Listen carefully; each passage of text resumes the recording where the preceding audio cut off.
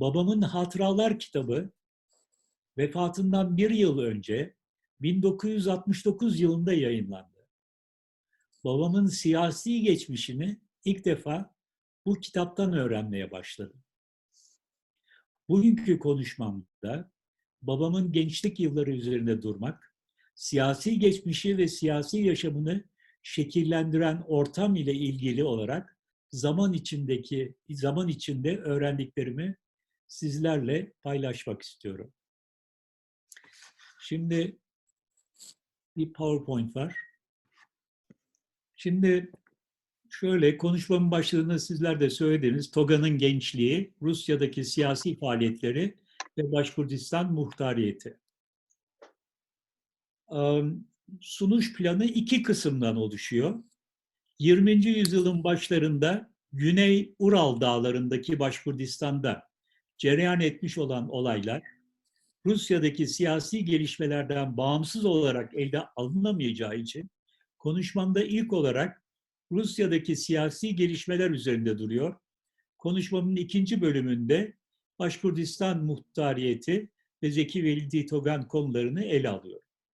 Konuşmayı Zeki Velidi Togan'ın Başkurdistan'dan ayrılarak Türkistan'a geçtiği 1920 yılı Haziran ayı sonu itibariyle sonlandırıyor. Şimdi burada ilk olarak Birinci Dünya Savaşı öncesinde Rusya hakkında bir kısa bilgi vermeye çalışacağım. Burada azınlıklar sorunu ve köylü sorunları üzerinde duruyorum. Güzel bir harita buldum. Bu 19. yüzyıl sonu itibariyle Rus İmparatorluğu'nu gösteriyor. Bu haritada görülen enteresan bir şey. Rusya'nın içinde Rus İmparatorluğu'na Finlandiya, Estonya, bugünkü Latvia, Litvanya, Polonya'nın büyük bir kısmı, Ukrayna, Beyaz Rusya, Kafkaslar, Orta Asya ve Moğolistan dahil. 1897 yılı nüfus sayımına göre toplam nüfus 123 milyon. Bunun %44'ü Rus, geri kalan %56 ise azınlıklar.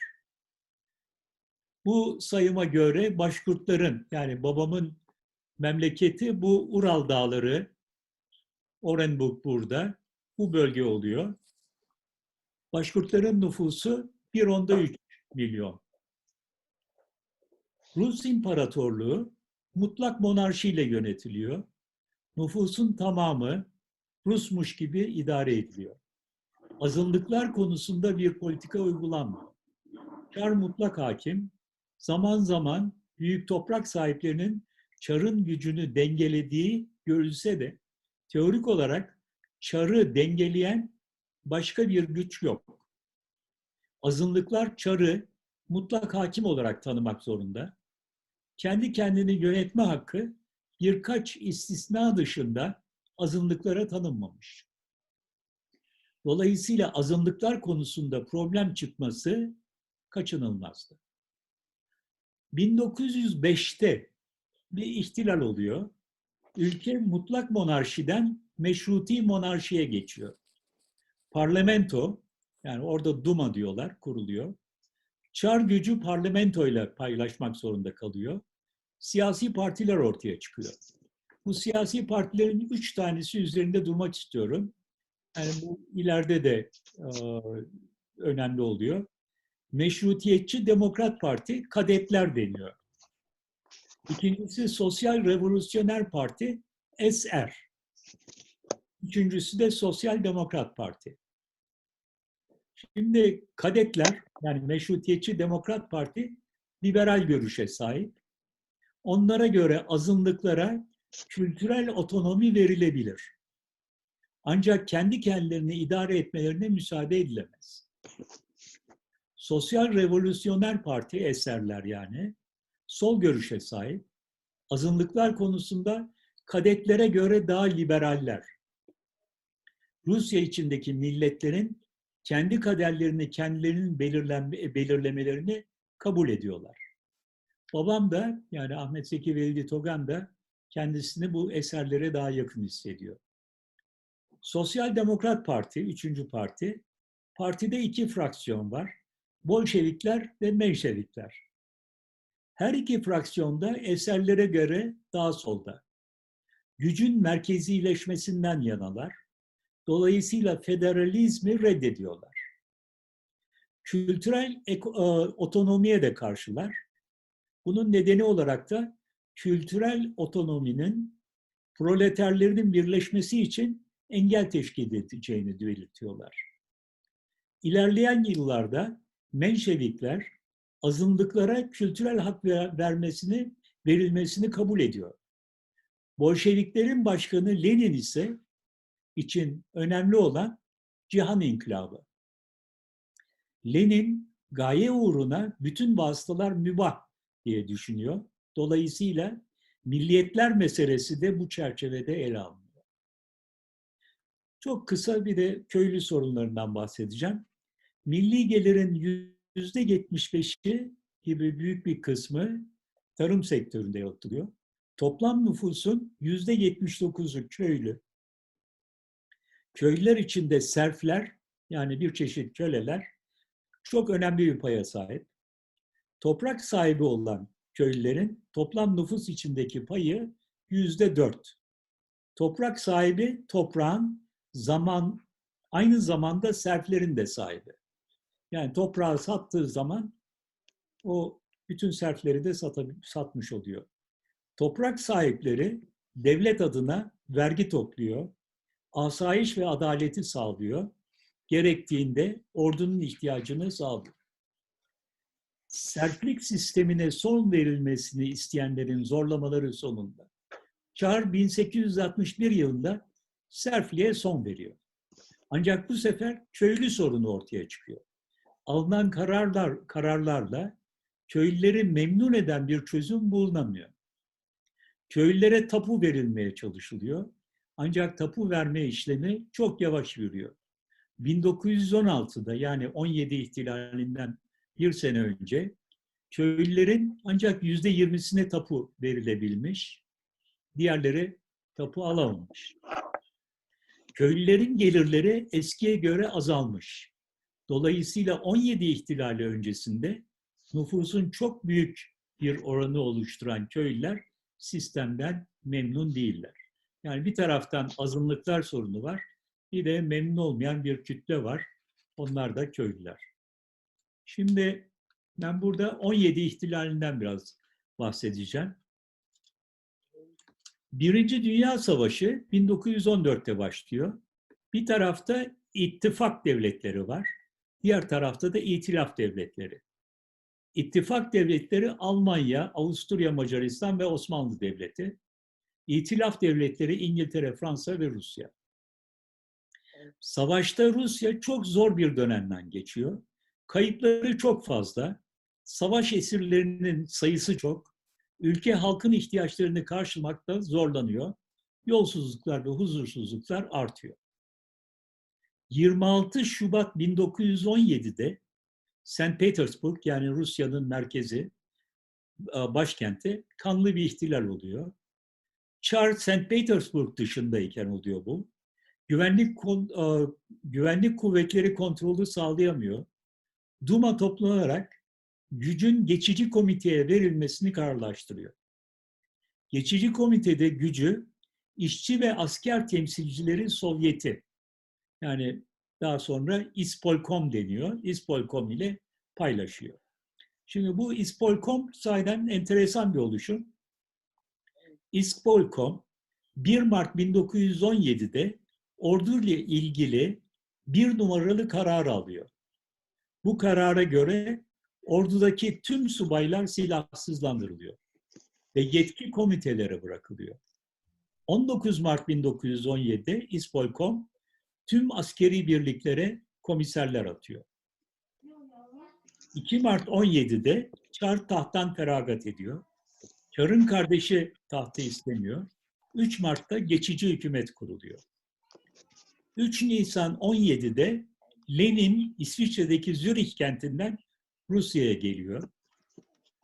Lenin'e Alman istihbarat servisi gelmesi için yardım ediyor. Yani Zürih'ten Rusya'ya gelmesi tabii ki çok kolay olmuyordu. Ona yardım etti. Almanlar Lenin'e para yardımında da bulunuyorlar. Almanlar açısından önemli olan Doğu cephesinde savaşın devam etmemesi. O zaman Alman askerlerini Batı cephesine kaydırabilecekler ve böylece savaşta başarı kazanmaya çalışacaklar.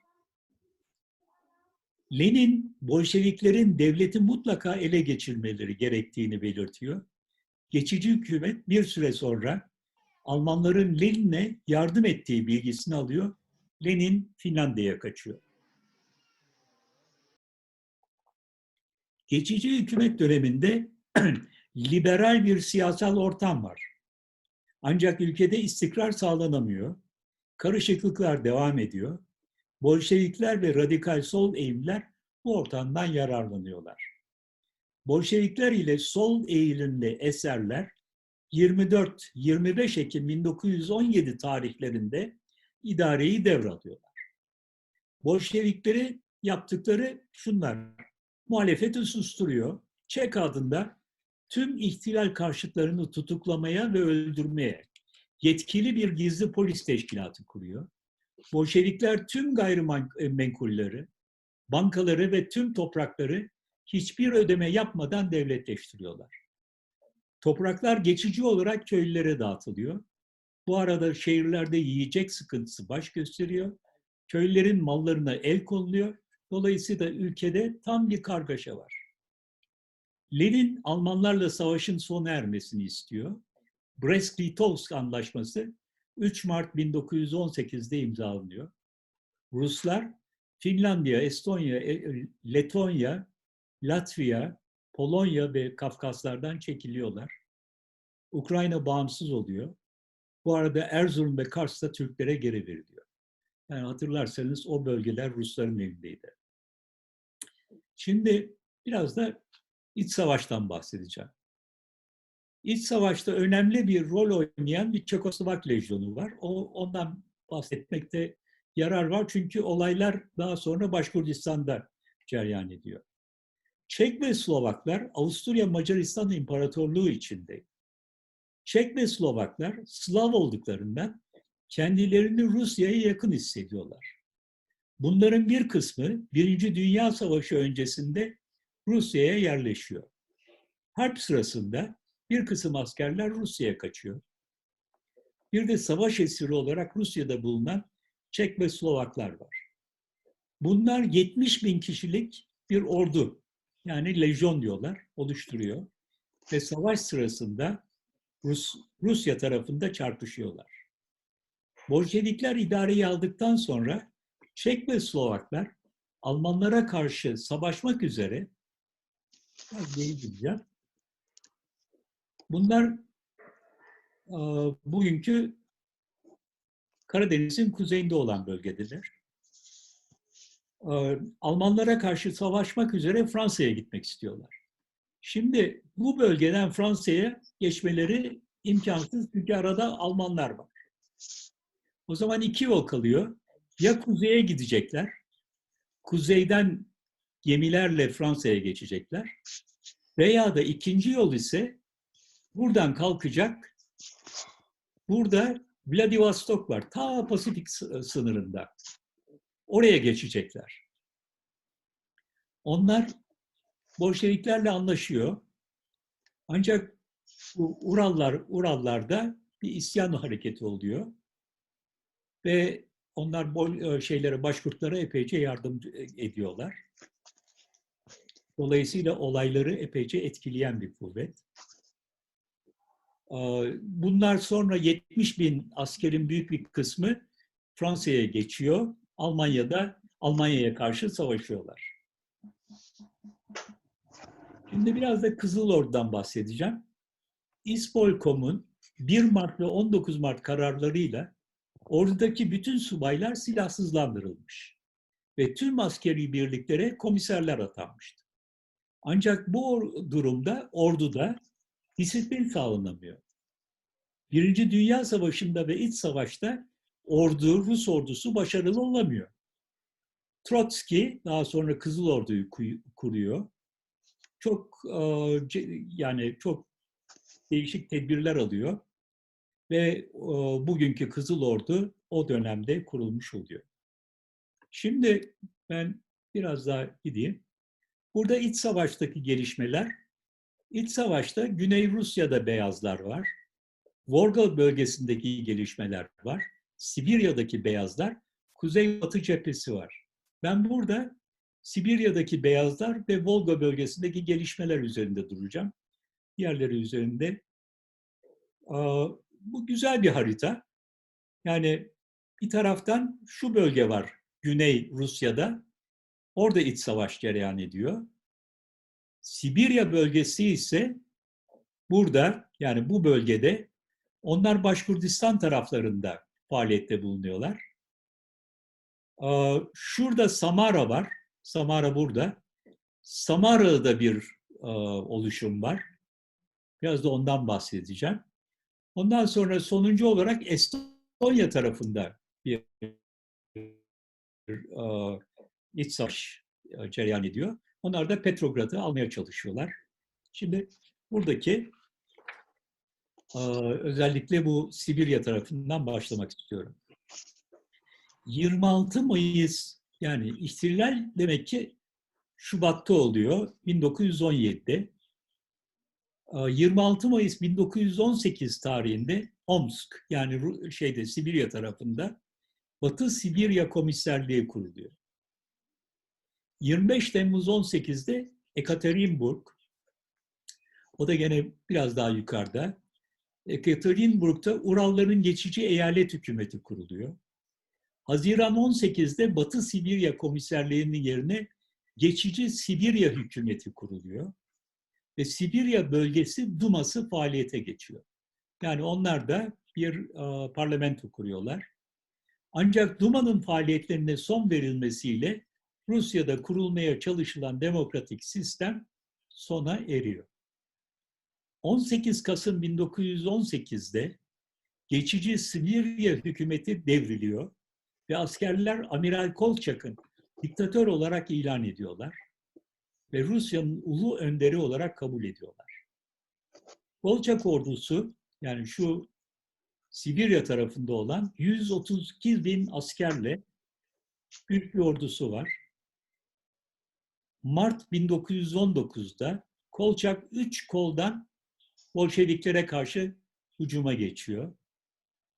Bu 3 ordudan Batı ordusu, yani orta tarafta olan Başkurdistan'a üzerinden saldırıyor. Ve yani burada demek ki epeyce savaşlar oluyor. Sonunda yalnız başarılı olmuyor bunlar. Ve Amiral Kolçak Irkutsk taraflarında, yani biraz daha doğuda olan bir tarafa çekilmek istiyor. Orada da Çeka var. Çeka tarafından kurşuna diziliyor. YouTube'da Amiral diye bir film var. İlgilenenlerin hoşuna gidebilir. Yani bu şeyi anlatıyor. Kolçak'ın hayatından bahsediyor. Şimdi Volga bölgesindeki, yani şu Samara bölgesindeki gelişmelerden bahsedeceğim. 8 Haziran 1918'de Samara'da büyük ölçüde eserlerden oluşan Kurucu Meclis Üyeleri Komitesi kuruluyor. Komuç diyorlar. Komuç Ufa dahil, Ufa Başkurdistan'ın başkenti. Yani şuralarda Ufa dahil Simbirsk ve Kazan'ı, Kazan da buralarda ele geçiriyorlar. Kazan'da imparatorluk altınları var ve burada imparatorluk altınlarını ele geçiriyorlar. Ancak daha sonra Bolşevikler kaybettikleri bölgeleri tekrar geri alıyorlar. Şimdi bir diğer film daha bahsedeceğim. O da Netflix'te Road to Calvary diye. Yani daha çok bu Güney Rusya ve Samara taraflarında ve Petersburg'da geçen bir film. Güzel bir film. O da ilgilenenler için Enteresan bir film. Şimdi ben Başkurdistan'a geçeceğim. Başkurtlar hakkında kısa bilgi sunmaya çalışacağım. Şöyle, Ivan Grozny, biz Türkiye'de Korkunç Ivan diyoruz. 1552'de Kazan'ı alınca Başkurt Ivan'a 3 aksakal gönderiyorlar. Yani yaşlı başkurt gönderiyorlar. Bu aksakallar Ivan'a Rus egemenliğini kabul ediyoruz diyorlar. Vergi ve asker veririz diyorlar. Karşılığında bizim iç işlerimize karışma ve Ruslar bölgemizde yerleşmesin diyorlar. Anlaşma sağlanıyor. Bu Ruslarla yapılan ilk federe anlaşma. Zamanla Ruslar anlaşma şartlarına tam uymuyorlar. Ruslar 1581'de Ufa Kalesi'ni, 1584'te de Teke Kalesi'ni inşa ediyorlar. Başkurdistan'a yerleşmeye başlıyorlar. Bunun üzerine Başkurtlar 1661 yılında isyan ediyor. İsyan ancak 1683 yılında bastırılıyor. 1661'de başlayan Başkurt isyanları aralıklarla 1774 yılına kadar devam ediyor. Ruslar bu ayaklanmaları bazen hoşgörülü politikalar takip ederek çoğu zaman da şiddetle bastırıyorlar. 1774 yılında Rusların Salavat-ı Yulayev isyanında şiddetle bastırmaları sonunda Başkurtlar güçsüz düşerek Rus hakimiyetine boyun eğmek zorunda kalıyorlar. 1774 isyanından sonra Başkurtlar bir daha isyan etmiyorlar. Ancak Ural Dağları'nın güneyinde hayvancılık ve arıcılıkla uğraşan Başkurtlar için toprak önemine her zaman koruyor. Şimdi biraz da Zeki Velidi Toga'nın ailesi ve tahsil hayatından bahsedeceğim. Babası Ahmet Şah, medresesi var. Ufa'nın 150 kilometre güneyinde Kuzen'de. Zeki Velidi babasının medresesinde okuyor. Babasından Arapça öğreniyor. Annesi Ümmül Hayat. Zeki Velidi'nin annesinden, Zeki Velidi annesinden Farsça ve Fars edebiyatını öğreniyor. Aile Gaspralı İsmail Bey'in Tercüman Gazetesi'ni okuyor. Dayısı Habib Neccar, Kuzen'den 40 kilometre uzakta olan Ütek'te. Onun da medresesi var. Zeki Velidi tahsilini dayısının medresesinde devam ediyor. Dayısının yardımıyla Arapçasını ilerletiyor. 18 yaşında köyünden ayrılıyor. Kazan'a geliyor. Şehabettin Mercani'nin medresesine devam ediyor. Kazan Üniversitesi'nde şark bilimleri okuyor. Rusçasını ilerletiyor. Almanca ve Latince öğrenmeye başlıyor. Zeki Velidi oryantalist Katanov ile çalışıyor. 21 yaşında Türk-Tatar tarihini yazıyor. Ufa'da Osmaniye Medresesi'nde çalışmaya başlıyor. 1917 yılı öncesinde St. Petersburg'da, Duma'da yani, Müslüman mebus sayısı sınırlıydı. Müslüman toplumlar bu mebuslara yardımcı olmak üzere temsilciler seçtiler. Zeki Velidi 26 yaşındayken Ufa temsilcisi olarak St. Petersburg'a gönderildi. Böylece Zeki Velidi'nin siyasi hayatı başlamış oldu. Zeki Velidi Petersburg'da oryantalist Bartold ile tanıştı. Zamanın büyük kısmını da Rusya'nın yapısını öğrenmek için harcadı. Şubat ihtilali başlayınca Rusya Müslümanları devrimle gelen liberal siyasi ortamı kendilerini sömürge yönetiminden kurtaracak bir imkan olarak görüyorlar. Rusya Müslümanları arasında iki görüş hakim. Ünitarist olarak isimlendirilen birinci grup için önemli olan dini ve medeni muhtariyetin tanınması. İkinci görüşü temsil eden grup ise Türklerin yaşadığı topraklarda Türkler iç işlerinde özgür olsun diyorlar. Onlar Türk topluluklarına kendi kendini yönetme hakkının verilmesini savunuyorlar ve toprağa dayalı federatif yönetim tarzının hakim olmasını istiyorlar. Dolayısıyla federalistler olarak isimlendirilen bu grubun üzerinde durduğu Rusya'nın ayrı muhtar milletlerin ve ülkelerin birleşmesinden ibaret federal bir cumhuriyet olmasıydı. 1 ile 11 Mayıs 1917 tarihlerinde Umumi Rusya Müslümanları Kurultayı toplanıyor. Ve kurultayda Zeki Velid'in desteklediği federal görüş kabul ediliyor. 1917 Şubat ihtilali hayatlarını ekip biçerek ve hayvancılıkla kazanan Başkurt köylüleri için Başkurdistan'da Ruslara kaybettikleri toprakları geri alma ümidini doğurduğundan toprak meselesi Başkurtlar için hayatı öneme sahip bir soruna dönüşüyor. Dolayısıyla Başkurtlar, özellikle de Başkurt köyleri toprağa dayalı federal yapı fikrini canı gönülden destekliyorlar. 20 Temmuz 1917'de 1. Başkurt Kongresi Orenburg'da toplanıyor. Kongre, Başkurtların özerklik ilan etmesine ve Başkurt ordusunun kurulmasını karar veriyor. Bunu 28-29 Ağustos 1917'de Ufa'da toplanan 2. Başkurt Kongresi takip ediyor. 15 Kasım 1917 tarihinde Başkurt Ülke Şurası, Rusya'nın bir parçası olarak Muhtar Başkurdistan'ı, bu haritada gösterilen, Müslüman nüfusun toplam nüfus içinde %70'ten aşağı olmayan Küçük Başkurdistan olarak ilan ediyor. Başkurdistan ayrı bir cumhuriyet olarak değil de kurulacak olan Federal Rusya'ya dair Kurdistan diye ilan edildi. Hükümet merkezi Orenburg'da, eski, yani biraz bu güneyde oluyor. Başkurt Milli Hayır Kurumu olan Kervansaray'da, Ordu Teşkilat Merkezi ise bu Küçük Başkurdistan'ın güney doğusunda Baymak'ta oluyor. Başkurt muhtariyetinin amacı Rusya'da bir isyan hareketi başlatmak değildi. Amaç Başkurdistan'da demokratik devlet sistemini oluşturmaktı. Kongre, kurulacak olan Başkurt ordusunun Rus Umumi Kumandası'na bağlı olacağını kabul ediyor. Orenburg'da, yani şu aşağıda olan Orenburg'da Orenburg Kozakları var. Bunlar Kazak değil, Kozak. Yani Rus bunlar. Kendi muhtariyetleri için çalışıyorlar ve Bolşeviklerle savaşıyorlar. Bu arada Orenburg komünistlere geçiyor. Bolşevikler Başkurt hükümetinin işlerine karışmıyorlar. Başkurtlar beyazlar ile kızıllar arasındaki savaşta tarafsız kalmaya çalışıyorlar.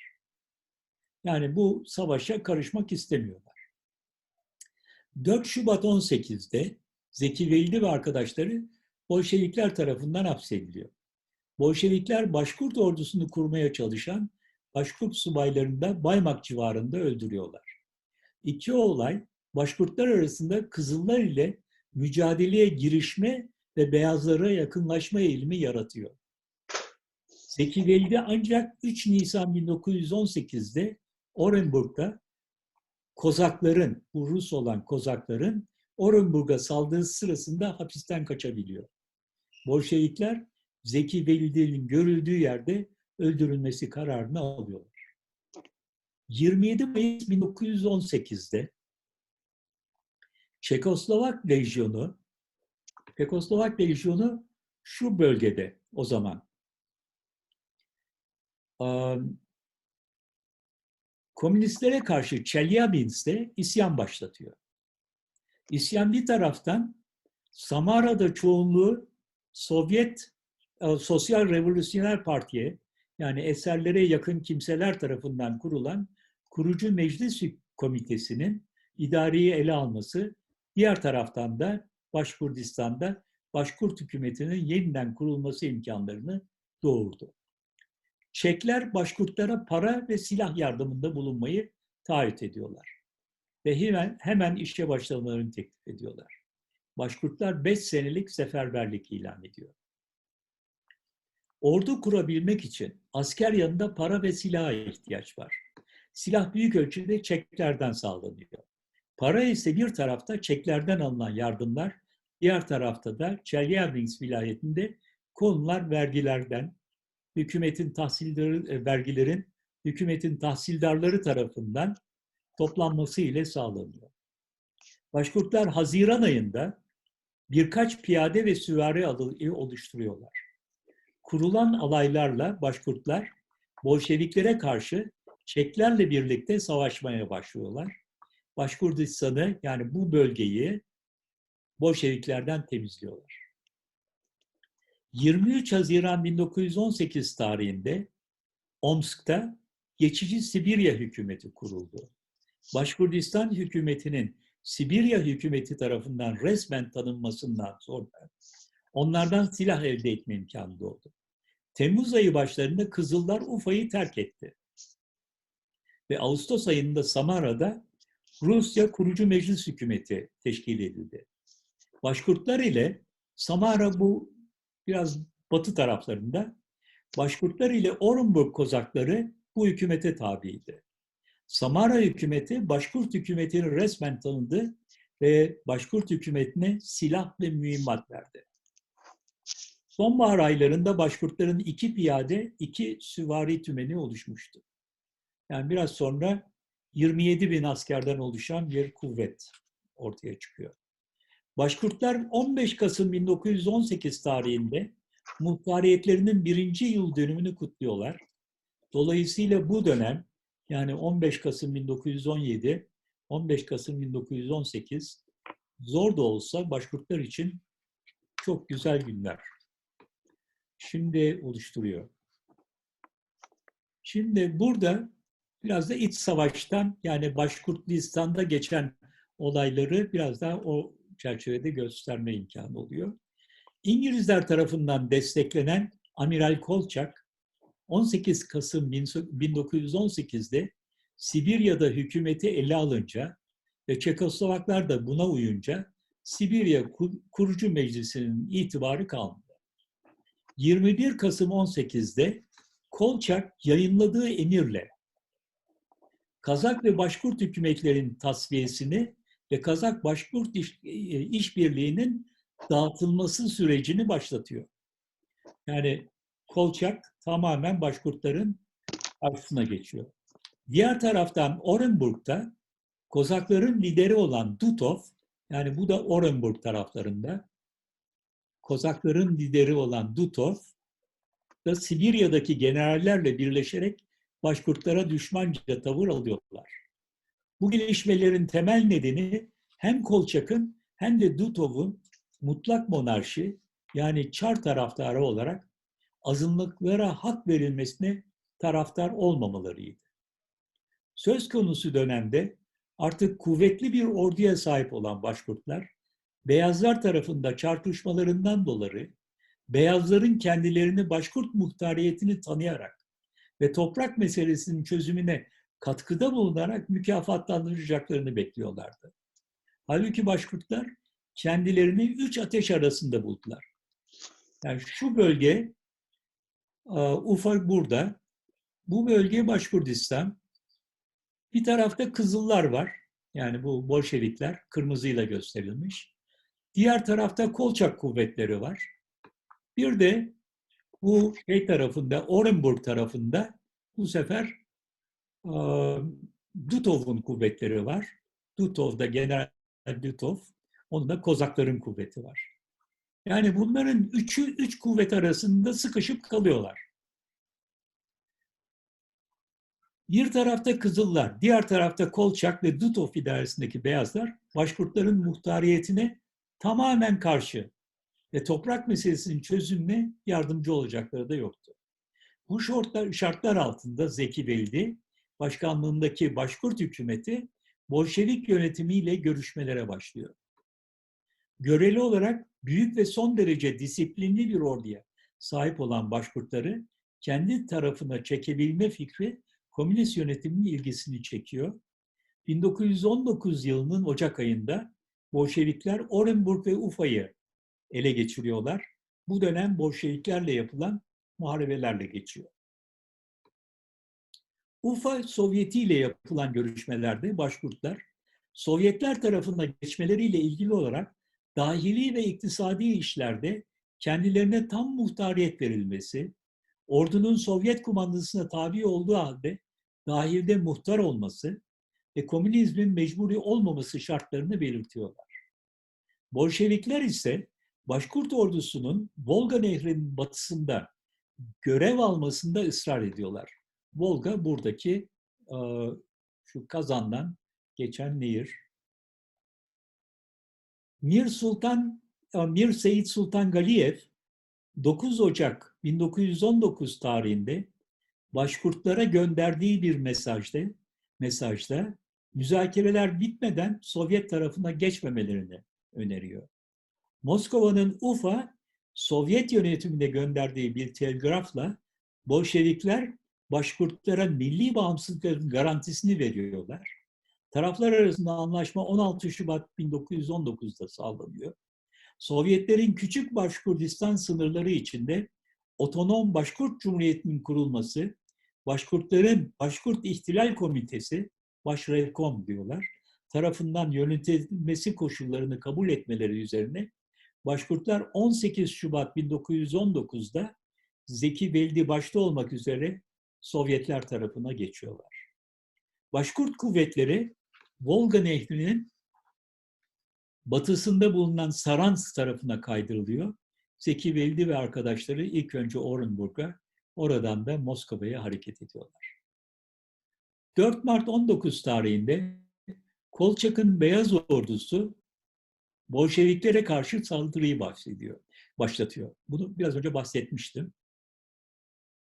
Batı ordusu Başkurdistan dahil Başkurdistan taraflarındaki tüm bölgeyi Nisan ayında ele geçiriyor. 18 Şubat'ta Başkurt askerleri Bolşevikler tarafına geçmemiş olsaydı Başkurtlar Beyaz Ordu tarafında Bolşevikler ile çarpışıyor olacaktı. Dolayısıyla Başkurt ordusunun Sovyet tarafına geçmiş olması Kozaklar ve Kolçak muhiti üzerinde yıkıcı bir tesir icra ediyor. Bolşevikleri ise rahatlatıyor. 23 Mart 1919 tarihinde Lenin, Rusya Sovyet Federatif Sosyalist Cumhuriyeti Sovyet Halk Komiserliği Başkanı ünvanıyla imzaladığı belgede Başkurtların bir Sovyet Cumhuriyeti olarak özelliklerini kabul ediyor. Belgeye göre Başkurtların mutlak milli özelliği Sovyet idaresinin garantisi altındaydı. 16 maddelik anlaşma Sovyet resmi gazetesinde yayınlanıyor. Anlaşma tüm yetkiyi geçici revolüsyoner Başkurt Komitesi'ne yani Başrevkom'a veriyor. Başrevkom tüm iç ve dış sorunları çözmekle görevlendiriyor. Sağlanan anlaşmayla Başkurt ordusu görevine devam ediyor. Başkurdistan'da da bir Dış İşleri Bakanlığı tesis ediliyor. 21 Şubat 19 tarihinde eski Başkurt hükümeti azalarından oluşan Başrevkom göreve başlıyor. Ancak Başkurtlar ile Kızıllar arasında güven tesis edilemediğinden çeşitli yerlerde sorunlar çıkıyor. Kızıllar Başkurt kıtalarını yerlerinde bırakmaktan çekindiklerinden Başkurtların silahlarını bırakmalarını istiyorlar. Kıtalar silah bırakınca ahali müdafasız kalıyor ve Kızıllar tarafından yağmalanıyor. Bu arada Başkurtlar tarafından çok sevilen şair Şehzade Babiç Kızıllar tarafından öldürülüyor. Bunun üzerine Başkurt askerlerinden bir kısmı silah bırakmayı reddederek Beyazlar tarafına geçiyor. Haziran 19'da Kolçak orduları çekilmeye başlıyor. Yani Başkurdistan tarafından çekilmeye başlıyor. Ufa tekrar Kızılları tarafından işgal ediliyor.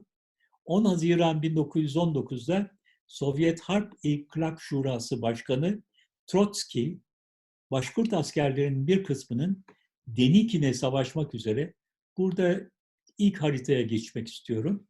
Denikin şu güney bölgede, Güney Rusya'da, demek ki onlara karşı savaşmak üzere gönderilmelerini istiyor. 19 yılının Ağustos ayında Zeki Veldi mahiyetindeki kıtalar İsterlitamak'a geliyor. İsterlitamak Başkurdistan'da. Oradan Orenburg'a geçmek istiyorlar. Ancak Sovyet hükümeti buna izin vermiyor. Başkurdistan'ın yeni hükümet merkezi İsterlitamak olarak belirleniyor. 1919 yılının Eylül ayı sonunda Trotski, Başkurt kıtalarının kuzeybatıda Yudeniç'e karşı, yani bu Estonya'da Petrograd arasında savaşan birliklere gönderilmelerini emrediyor. 2 piyade ve 2 süvari alayı bu savaşlara katılıyor. Başkurt askerleri Rusya'da değişik cephelerde savaşırken Başraykom ile Kızıllar arasında gerilim gittikçe artmaya başlıyor. Kızıllar Ural bölgesindeki Ruslara güveniyor ve onları kurdukları çeşitli Sovyetlerde karar mevkilerine getiriyorlar. Onlar da Urallarda yerleşmiş olan Rusların menfaatlerini koruyor ve toprak meselelerinde Başkurt köylülerinin isteklerine önem vermiyorlar. Başkurdistan'da idare gün geçtikçe Kızılların yönetimine geçmekte. Başraykon'un yetkileri ise sınırlandırılmaktaydı.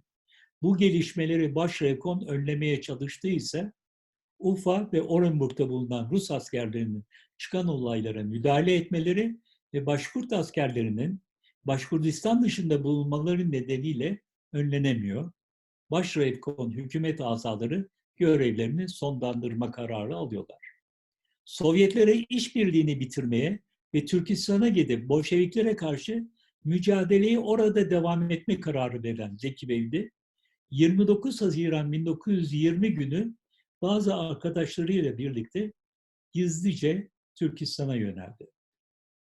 Zeki Velidi 1920 yılı Haziran sonunda ayrıldığı ve çok sevdiği Başkurdistan'a bir daha geri dönemedi. Burada da ben babamın bir resmini göstereyim. Onunla konuşmamı bitirmiş oluyorum. Hepinize teşekkür ediyorum. Sağ olun. Hocam biz teşekkür ederiz. Ağzınıza sağlık. Saatlerce dinleyebilirdik. Çok güzel anlattınız. Sağ olun. Görüyoruz Emre Hocam. Görüyoruz. Tamam. Teşekkür ederim. Herkese iyi akşamlar. Ben de ikinci bölümü devralayım buradan. Sübüday Hocam'dan itibaren. Şimdi benim anlatacağım yer tabii şu kırmızı çerçeveye aldığım bölüm. TOGA'nın Türkiye'den ayrılma süreci ve Avusturya ile Almanya'daki akademik faaliyetleri 32 ile 39 yılları arasını tekabül ediyor. Yani aslında iki tane konu var gördüğünüz gibi. Türkiye'den ayrılma süreci bir de Avrupa'daki akademik faaliyetler.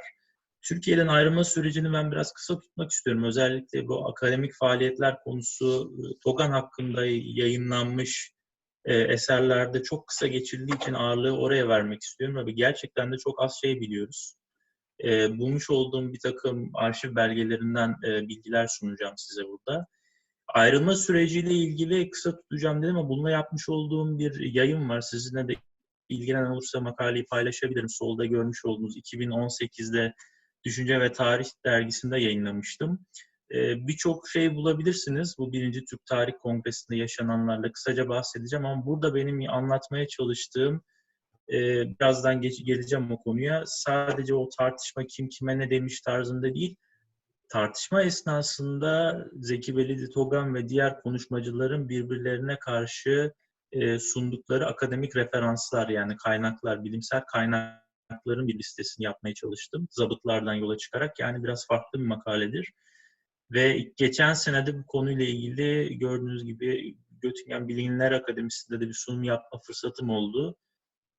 Bu konuyla ilgili yani özetine geçeceğim. Daha sonra dediğim gibi Bonn ve Göttingen Üniversitesi'nde ve Viyana'daki de doktora tezi çalışmalarıyla ilgili bilgi vereceğim.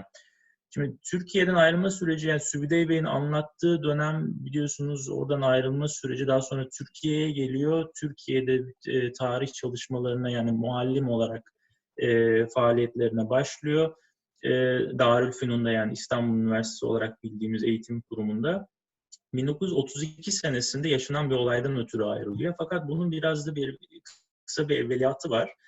Biliyorsunuz bir Türk tarih tezi adında bir fikir ortaya atılıyor ve bu fikirden yola çıkılarak sağ tarafta gördüğünüz Türk Tarihin Ana Hatları isminde 4 ciltlik bir eser yazılıyor. Bu esere katkı sağlayanlar Afet Hanım var, Yusuf Akçura var, Sadri Maksudi Arsal vesaire, o zamanın tanınmış isimleri emek harcamışlar.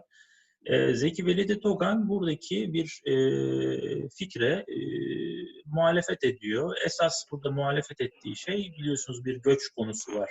Orta Asya'dan batıya doğru bir göç etme konusu var. Bu kitabın içerisinde kuraklık ve bunun sonucunda gerçekleşen göçler tezine benim için doğru değildir diyor Zeki Velidi Bey ve bununla ilgili bir takım bilimsel tartışmalar başlıyor. Yani esas bu kıvılcımın alevlendiği sebep bu. Şimdi Temmuz 32'de bir tarih kongresi düzenleniyor ve en önemli konulardan biri de bu. Çok içeriğine girmeyeceğim ve kim haklı kim haksız konusunda tabii ki yani benim haddime değil onu irdelemek ama sebebine gelirsek Zeki Velidi Bey konuşmasını yaptıktan sonra sırayla resimlerini gördünüz mesela şu ikincisi Reşit Galip Eğitim Bakanı oluyor daha sonra. Sadri Maksudi Arsal ve Şemsettin Günaltay daha sonra Başbakan olmuştur. Bu üç kişiyle bilimsel bir çekişmeye giriyorlar. Yani kürsüden birbirlerine tartışmaya başlıyorlar öyle söyleyeyim. İçeriğiyle ilgili dediğim gibi fazla girmeyeceğim ama tartışmanın ciddi anlamda bilimsel çizgiden uzaklaştığını görüyorsunuz. Bunu neden söylüyorum? Zabıtları okursanız ki zabıtları yayınlandı. Türk Tarih Kurumu'nun yayınlarında da satın alabilirsiniz. Yani yuhalatmalar, bir takım rencide edici davranışlar yaşanmış ve burada ben size yazmış olduğum, burada okuduğumuz şeyler benim tespitlerim değil. Bu olayı analiz eden tarihçilerin ortak tespitidir bunlar. Tartışma bölümünde gerçekten bilimsel çizgiden uzaklaşılıyor. Sadri Maksudi, Reşit Galip ve Şemsettin Günaltay Beyler o zamanki Tarih Tetkik Cemiyeti'nin üyesi ve oradaki üyeliklerini bir nevi kalkan olarak kullandıklarına dair iddialar var. Eski dönemdeki fikir ayrılıkları ki mesela Sadri Maksudi'nin de bir siyasi geçmişi olmuştur. Çarlık Rusya dönemindeki o ihtilal zamanında. Aralarında bir takım çekişmeler olmuş ve eski siyasi tartışmaların da bilimsel bir kongrenin içine malzeme olarak kullanıldığını görüyorsunuz ki bu çok gerçekten de ayıp bir şey ve bunu yapan Zeki Velidi değil aslında Zeki Velidi Bey'e sözlü olarak saldıran bu üç beyler bunu yapıyorlar. Çok ağrına gidiyor gerçekten de ve farkındaysanız şurada 7 Temmuz 32'de yapıyor bu konuşmasını ve 8 Temmuz'da ertesi günde istifasını veriyor. Bu şekilde bir ayrılma süreci başlıyor. Ve ilginç olan yine bu Zabıtlar o kitabından da 2 tane sayfa gösteriyorum size. Kongre kitabı bunu satın alabiliyorsunuz. 32'de basılmış ilk baskısından size örnek veriyorum. Katılımcılar arasında ismi geçmiyor Zeki Velidi Bey'in. Tabii kongreden sonra basılmış bu. Sadece konuşma yapanlar arasında 631. sayfada konuşmasının geçmiş olduğu sayfaları vermişler. Burada vermiş olduğum ilk sayfadır bu arada. Yani 7. sayfa ama 13. sayfaya kadar yani 6-7 sayfalık bir katılımcı listesi var. Burada ilk sayfası tabii ki Türk Tarih Kurumu üyelerinin isimlerini vermişler. Gerçekten de o 6-7 sayfayı çevirdiğinizde iştirak eden kişi olarak Zeki Velidi Bey'in ismini görmüyorsunuz. Bu kasıtlı olarak mı yapılmış bilemiyoruz ama büyük ihtimalle öyle gibi geliyor. Kısaca bir şeyden daha bahsetmek istiyorum. Nihal Atsız'ın da bir müdahalesi söz konusu. Yani direkt olarak değil de dolaylı olarak. Reşit Galip konuşması esnasında şöyle ilginç bir laf ediyor. Bunu da zabıtlarda okuyabilirsiniz. Diyor ki arkadaşlar esefle ifade edeyim ki Zeki Velidi Bey'in Darülfünun'daki kürsüsü önünde talebe olarak bulunmadığıma şükrediyorum diyor ki Reşit Galip Bey de tıp doktorudur. Tarihçi değildir ama kendisini iyi yetiştirmiş biridir. Anlaşamıyorlar ama gördüğünüz gibi olay çok daha farklı mecralara gidiyor. Kırıcı laflar kullanıyorlar birbirlerine karşı. Ve dinleyiciler arasında o sırada Darülfünun'da asistan olan Nihal Atsız da var. Kalkıyor gidiyor. Telgraf çekiyor Reşit Galip Bey diyor ki Zeki Velidi'nin talebesi olmakla iftihar ederiz diyor. Yani her zaman sivri dilliliğini Nihal Atsız'ın yine burada da gösterdiğini görüyoruz. Sürtüşmenin sonucunda ne oluyor? Eylül 32'de birkaç ay sonra bu olaydan sonra Milli Eğitim Bakanı oluyor Reşit Galip ve Nihal Atsız'a diyor ki sen misin bana o telgrafı çeken diyor. Darülfünun'daki görevinden alınıyor ve Malatya'daki bir liseye öğretmen olarak atanıyor.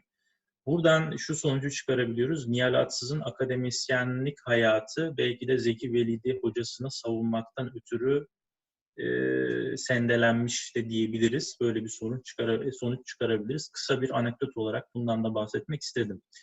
Şimdi Viyana'ya gidiyor. Neden Viyana'ya gidiyor bu arada? Avrupa'daki birçok oryantalist ve şarkiyatçılarla da bağlantısı var Zeki Velidi Bey'in. Viyana Üniversitesi'ndeki oryantalist ile üzerinden isimlerini birazdan göstereceğim size. Onların yanında çalışma yapmak üzere gidiyor ve bir doktora mesela o zamanki 100 sene evvelki akademik sistem günümüzdeki gibi değil. Türkiye'de de Avrupa'da da biraz daha farklı. Mesela Fuat Köprülü'ye bakıyorsunuz, hiç doktorası vesaire yok ama adam ordinarius profesör. Yani günümüzdeki gibi lisans, yüksek lisans, doktor, doçentlik, profesörlük tarzında bir akademik kademe o sıralarda yoktu. Çok sonralardan böyle bir sistem oturtuldu Avrupa genelinde özellikle ve tabii ki Türkiye'de de. Gidip Avrupa'da tanınmış bir üniversitede doktor unvanı alıp o şekilde namını salmak istediğini ben düşünüyorum. Ben öyle yorumladım. Öyle bir eğilimi olduğunu düşünüyorum. Ve biraz da tabii ki Türkiye'den de uzak kalmak istemiştir doğal olarak. Çünkü uğramış olduğu bu tavır gerçekten de kabul edilecek gibi değil. Atatürk'e yazdığı bir mektup var şimdi. Mart 1933. Yani Türkiye'den dediğimiz gibi Temmuz 32'de istifa ediyor. Hangi ayda Viyana'ya gittiğini tam olarak ben çıkaramadım. İlla ki vardır, bir kaynaklarda bulabiliriz. Atatürk'e yazmış olduğu mektupta, bu da Cumhurbaşkanlığı arşivinde, bu internette yayınlandı bu arada, bunu bulabilirsiniz ya da ilgilenen de ben de PDF olarak gönderebilirim. Burada bir şekilde Atatürk'e durumu izah etmeye çalışıyor. Atatürk'e biraz dargın olduğu bir takım kaynaklarda satır aralarında söylenir. Çünkü bu tartışma yaşanırken Loca'da Halk Evi'nde, Ankara Halk Evi'nde yapılıyor bu tarih kongresi yanlış hatırlamıyorsam. Üst katta Loca'da da Mustafa Kemal Atatürk oturuyor, dinliyor. Bu tartışma esnasında hiç ağzını açıp bir şey söylemediği için Atatürk'e kırgın olduğuna dair rivayetler var Zeki Velidi Bey'in. Ve Cumhurbaşkanı'na da Viyana'dayken böyle bir mektup ele alıyor. Çok, yani hepsini okumamıza gerek yok. 7 sayfalık. Ben burada sadece ilk ve son sayfasını koydum. Burada mesela ilk paragraftan bir şey okumak istiyorum. Tarih Kongresi'nde tarihte mahas sahtekarlığı ve ihanet-i milliye gibi dünyada kimse tarafından eşideceğimi tasavvur edemediğim ihtimalete maruz kaldıktan sonra kendimi bu iki cerimeden temizleyecek neşriyatta bulunmadan evvel vesaire vesaire, yani vatana ihanetle suçlandığını iddia ederek böyle bir mektup kaleme almış. Sonunda da çok ilginç bir şekilde bitiriyor. Uzaklarda kalan oğlunuz Ahmet Zeki Velidi şeklinde de bitiriyor. Uzun bir mektup ama genelde kendi açısından olayı anlatmış ve biraz da teknik içeriğe girmiş. Reşit Galip'in anlattıklarının, Sadri Maksudi'nin anlattıklarının bilimsel geçerliliğinin olmadığından bahsetmiş. Böyle bir mektup mevcut. Cevap yazılmış mı bilemiyorum ama bundan da bahsetmek gerekiyor. Şimdi Viyana'da ne yaptı? Viyana'da tabii ki doktora tezini verdi. Doktora tezinin ilk baskısı bende var. Sunumdan sonra size göstereceğim. Oldukça güzel, kalın bir çalışma. 39 yılında Leipzig'te basılmış. Çok ilginçtir. Türkiye'ye kesin dönüş yaptıktan sonra basılmış. Onun da tarihlerini vereceğim ileriki yansılarda. 45 yaşında veriyor tezini. Yani oldukça geç bir yaş. Tabii ki dediğimiz gibi çok farklı bir, çok değişik bir hayat hikayesi var Zeki Velidi Bey'in. 7 Haziran 35'te tez savunma tarihi olarak gözüküyor arşiv belgelerinde. Bundan sonra Bonn Üniversitesi'ne Almanya'ya geçtiğinde de birazdan göreceksiniz 1 Haziran 35'te istihdam edilmiş. Yani ilginç bir detay. Daha tezini bitirmeden Bonn Üniversitesi'ndeki Profesör Kahle, birazdan göreceğiz, ona iş teklif etmiş. Gerçekten de Alman hocası ona iş teklif etmiş Almanya'dan. Tez danışmanları o zamanın tanınmış Viyana Üniversitesi'ndeki oryantalist ve linguistlerden Holt Fernek, Kralik ve Sölch olarak geçiyor. Oldukça kapsamlı. Dediğim gibi biraz daha ondan bahsedeceğim, yani göstereceğim. Ön söze baktığımızda buradaki tarih ve isimler çok önemli. Bunu kasıtlı olarak gösteriyorum. Neden? Çünkü birazdan anlayacaksınız. 2 tane ön söz var. Yani bir tane ön söz var ama ilk ön sözün sonuna şu sağda görmüş olduğunuz 3 paragraf eklenmiş. Tarihlere ve mekana dikkat edin. İlk ön sözü 24 Ağustos 38'de yazıyor Bonn'dayken. Son ön sözü, yani baskıya girmeden evvel İstanbul'da son bir ön sözü tamamlamış. Yani Türkiye'ye kesin dönüş yaptıktan sonra Almanya'da tezini bastırmış. Bu önemli bir detay. Şimdi burada ilginç isimler var. Mesela Herbert Jansky, von Mises tarzında o zamanın ilginç, yani ben işin uzmanı değilim ama Jansky'yi arattığınız zaman internette çok önemli biri olduğunu görüyorsunuz. Doktora tezi esnasında kendisine yardımcı olan kişilerin isimlerinden bahsetmiş. Finolog Albert Amelien'in, İlginç biri daha var. Budapeşte de Alimcan Tagan isminde birinden bahsediyor mesela. Tanımıyorum ama şu açıdan bunları söylüyorum. Biraz daha derinleştirirsek bu araştırmayı Zeki Veli'nin Avrupa'daki temasları çerçevesinde burada isimleri geçen akademisyenlerle ne tarz yazışmaları olmuş arşivlerden de bulabiliriz. Apayrı bir dünya keşfedebiliriz. Yani doktora tezi çalışmasında kimler ne şekilde ona yardımcı olmuş. Sağdaki görsele baktığınızda İstanbul'dayken yazdığı ön sözde, işte Göttingen'deyken bir takım yapmış olduğum değişiklikleri yerine getirdim. Daha sonra burada ilginç bir isim vardı, bir saniye. Minorski. Minorski de ünlü bir oryantalistmiş. Kendisine iletmiş olduğu bir belgeden yararlanarak bir takım eklemeler yaptım diyor. Hepsini daha bitiremedim. Bir sonraki baskıda da bitirmeye gayret edeceğim diyor. 18 Eylül 1939 İstanbul. Buradaki de bu tarih ve mekan ilginçtir. 1 Eylül 39'da kesin dönüş yapıyor. Tam savaşın başladığı gün Almanya'dan yola çıkıyor. Kayıtlarda öyle geçiyor. Yani şunu anlıyoruz, bu orijinal baskıyı aldıktan sonra İstanbul'a kesin dönüş yaptıktan sonra doktora tezinin baskısına Leipzig'te başlanmış. İçinden mesela ilk giriş bölümünden bir cümle göstermek istiyorum. Konu nedir? Tabii ki İbn Fadlan'ın seyahatnamesi çok ilginç. İbn Fadlan 10. yüzyılda Abbasi halifesi Muktedir'in Doğu Avrupa'ya İdil Bulgarlarının hanına göndermiş olduğu bir diplomat aslında, bir seyyah. Bu gezisi esnasında Doğu Avrupa'daki görmüş olduğu bir takım izlenimlerini kaleme almış.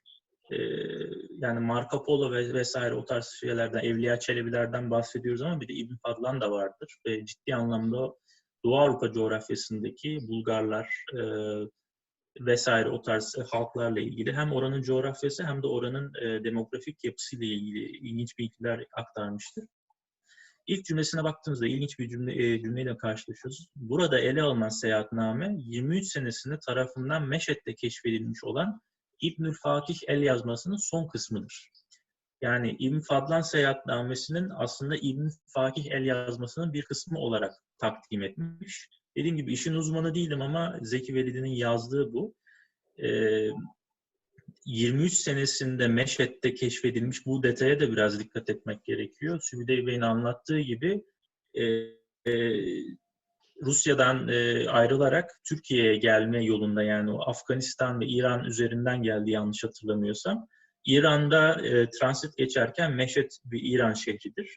Çok önemli bir tarihi vardır. Oradaki bir kütüphanede tesadüfen buluyor. Ve burada da sağdaki görselde de Ramazan Şeşe'nin yayınlamış olduğu kitapta da bunun bir sayfasını burada neşretmiş. Burada da görüyorsunuz. İbn Fazlan seyahatnamesinin yegane el yazması nüshasından bir sayfa Togan tarafından 23'te Meşhed Kütüphanesi'nde bulunmuştur. Togan eserin Arapça metnini ve Almanca tercümesini 39'da Leipzig'te bastırmıştır. Bir tane sayfasında burada görebilirsiniz. Şimdi bu bahsetmiş olduğumuz bu çalışma Viyana'daki doktora çalışması, kitaplaştırılmış hali. Şimdi oradan ayrıldıktan sonra 1935 senesinde Almanya Bonn Üniversitesi'ne geçiyor. Ondan sonra Göttingen Üniversitesi'ne geçiyor. Göttingen'den ayrıldıktan sonra İstanbul'a dönüyor. Şimdi bu iki Alman üniversitesinde oranın arşivlerine baktığımızda Zeki Velidi'ye ait 2 tane klasör var.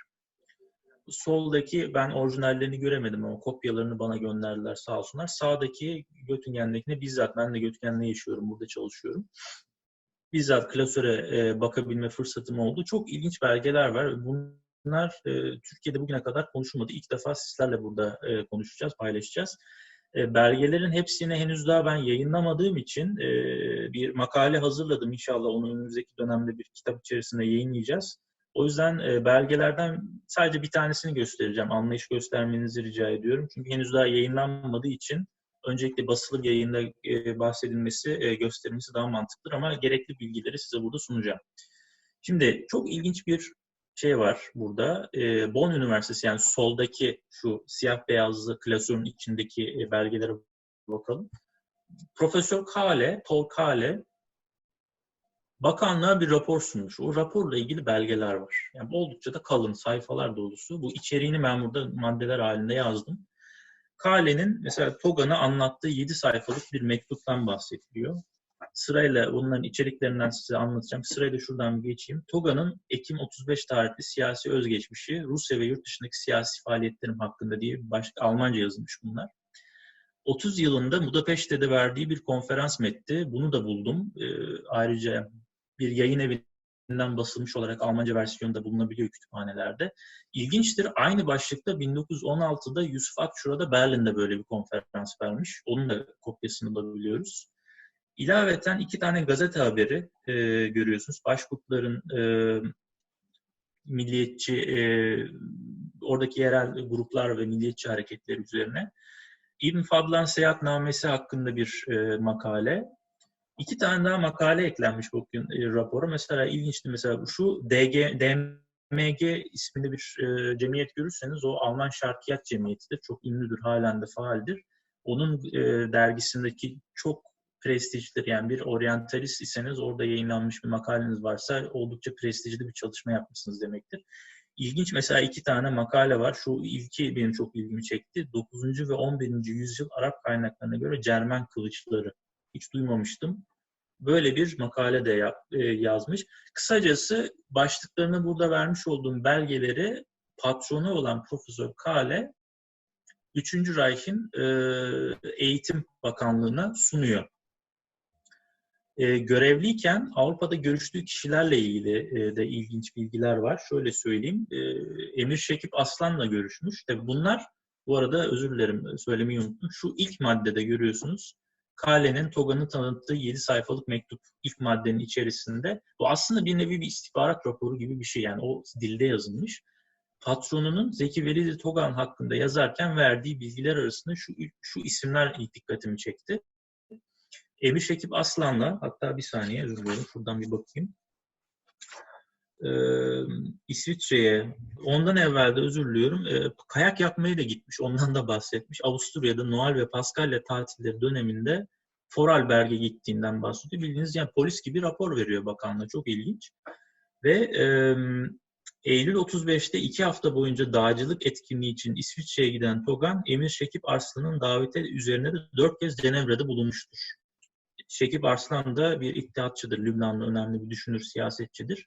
Helsinki'de ilginç bir temasları var. Müslüman Tatar cemaatinden Zuhur Tahir'le görüşmüş.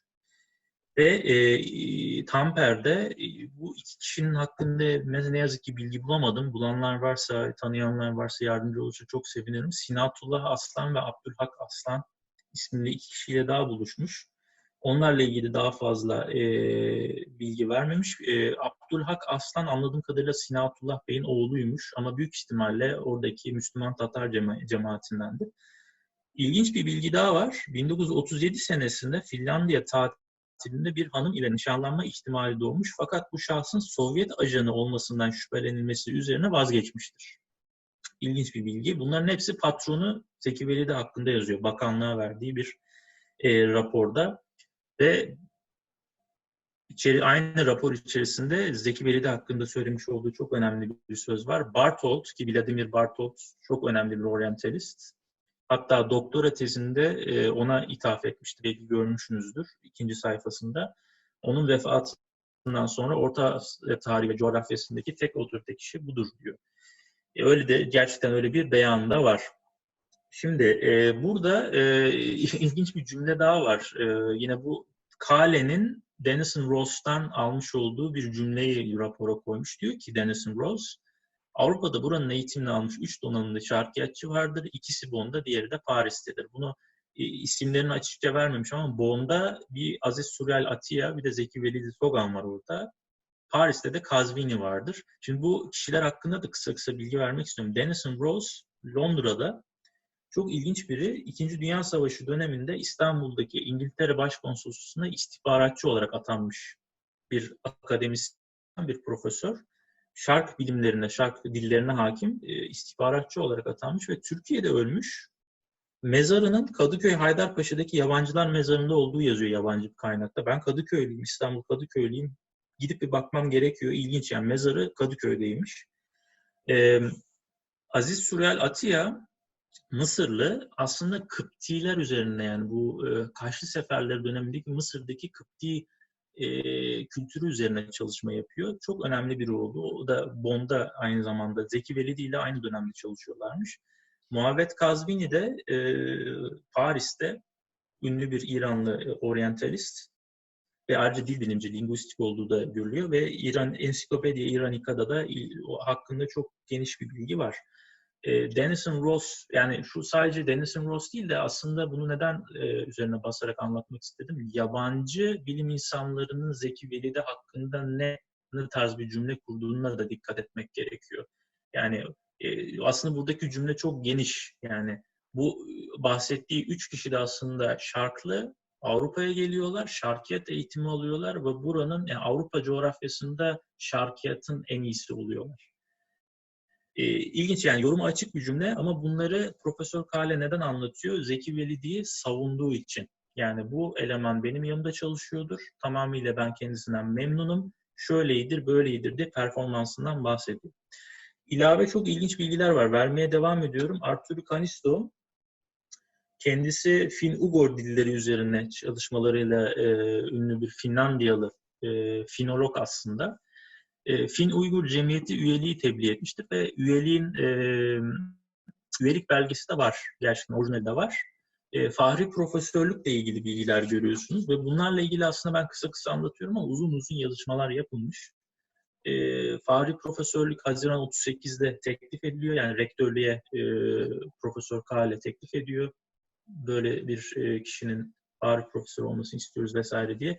Gördüğünüz gibi Eylül ayına kadar bayağı bir yani 3 ay içerisinde böyle bir özür diliyorum. Fakülte tarafından kabul edildi. Daha sonra bakanlıktan onay geliyormuş. Yani bu da o zamanın prosedürünü anlamak için önemli bir detay. Yani Fahri profesörlük payesi almak için 3. Reich döneminde bakanlığın onayının gelmesi gerekiyormuş. Biz de bunu anlıyoruz. Maaşla ilgili ilginç şeyler var. Gerçi burada ben Göttingen, şu an Bonn'daki bilgileri anlatıyorum ama Göttingen'dekini de buraya ekledim. 200 Reichsmark. Reichsmark tabii o Almanya'nın Nazi dönemindeki para birimi. Net olarak parantez içinde de öyle yazılmış. 175 mark eline geçiyormuş. 38'de ki bu Göttingen zamanına tekabül ediyor. Yanlış hatırlamıyorsam, yanlış bilgi vermeyeyim size.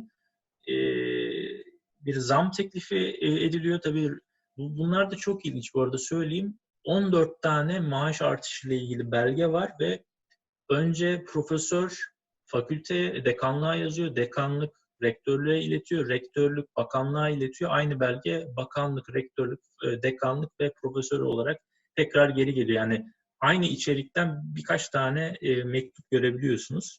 İçerik hemen hemen aynı. 300 Reichsmark'a yükseltilen bir durum söz konusu ve şartı da şu: sadece Almanya'da kullanılmak üzere diye şart koşmuşlar. Bu da çok ilginç. Ve Şubat 39'da da yine bir 50 marklık bir artış için başvuruda bulunulmuş ve evlilik planı yapıyormuş. Bir hanımla tanışmış herhalde orada ki Sübüdey Bey'le konuştuk. Anladığımız kadarıyla Sübüdey Bey'in annesi İsenbike Hanım'ın annesi Nazmiye Hanım değilmiş o. Öyle bir planı olduğu için profesör de demiş evlenmeyi düşünüyor. Zeki Velidi Bey'e bir 50 marklık daha maaşında artış yapalım gibisinden bir teklif olmuş. Ve ilginç olan, ben hitaplara da çok dikkat ettim. Mektupların başladığı ve imzalara 4 Temmuz 38'den itibaren Togan soy ismini kullanmış. Daha sonra şu soruyu sordum kendime şimdi. Böylesine kapsamlı bir raporu hiçbir profesör durup dururken bir bakanlığa vermez. Yani bir bakanlık böylesine bir bilgi talep etmez. Bu işin altında başka bir şey olması gerekiyor.